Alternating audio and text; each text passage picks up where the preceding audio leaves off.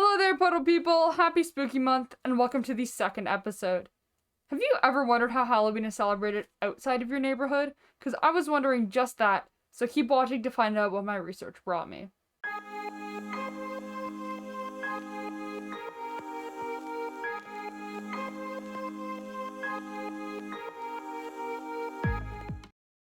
Let's get into some backstory here. How did Halloween even start? Halloween goes by many, many names in many, many languages, but its original name was Samhain. Samhain is a Gaelic holiday that's still celebrated in Ireland and Scotland.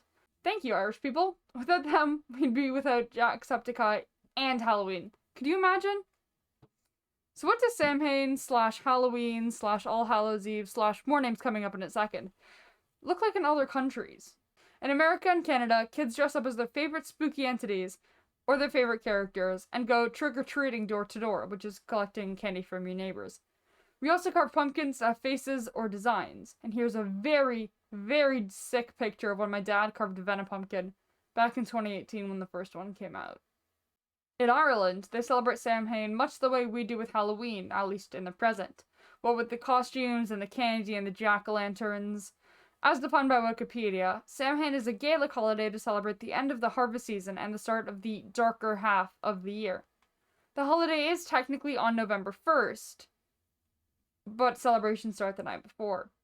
It lies halfway between the autumn equinox and the winter solstice, and traditions consist of bonfires, games dating back to ancient times, and stuff like that. According to The Travel, Samhain also has a dark history, which I'll revisit after we go through the other countries.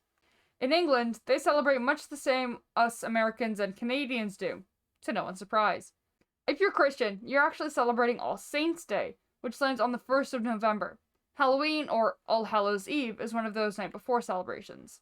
In Portugal, they go door to door on November 1st and say a phrase that translates to bread for God in English. They don't speak any Portuguese. In return for the phrase, they can be given small toys, sweets, or bread, kind of like our trick-or-treating.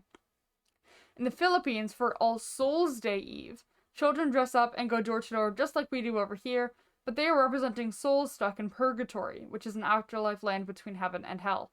They sing songs and ask for prayers to free said souls, which is the most religious and or spiritual practice we've seen so far. The practice in Czechia for All Saints' Day is celebrated on November 2nd, and they quite simply and beautifully place a chair around the fireplace for each member of their family, present or past. Germany is new to the All Saints' Day / Halloween game, but what they do is quite straightforward and clever. They hide their knives so that spirits can't harm them. In big cities, many of them do go trick-or-treating, and it's the same pretty much across the board, but I'm looking for less commonly known traditions here. In Italy, their All Saints' Day is somewhat similar to Day of the Dead. Over there, they leave flowers at the graves of their loved ones and light candles for them too. Speaking of Day of the Dead, in Mexico, they have 3-day festivals to honor those who have passed on. They set up beautiful altars and graveside pieces that are home to candles, flowers, and pan de muerto, which is bread of the dead. Japan has a tradition that was established in the 1990s. Party trains! Much like the party bus from Brooklyn Nine-Nine Season 2 Halloween episode, Halloween 2. Japanese people are welcome to party on moving trains in costume. Like I said before, Samhain supposedly has a dark history, so I rabbit-holed on this just a little bit, and here's what I found. There's a lot of feasting involved. Back in the day being the 1600s, druids used to light a sacred bonfire and make sacrifices to the gods, and apparently all other fires would be put out so that they could be relit by this one. There's also a large amount of sympathetic magic here. The bonfires are supposed to represent the sun, and that link between the two would in theory help ward off harsh winters. There would be a lot of divination happening too. Some of it did involve fires, but there were plenty of other methods. They also used to go disguised to people's houses and stay for candy, which is most likely where the trick-or-treat traditions came from.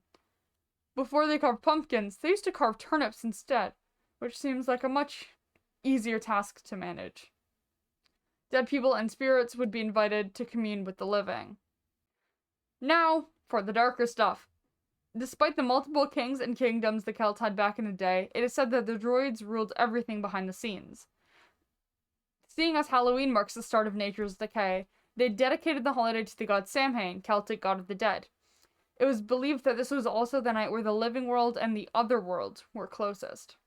They would have a sacrifice at the climax of the night, presumably midnight, consisting of a human and an animal, in order to please the god of the dead.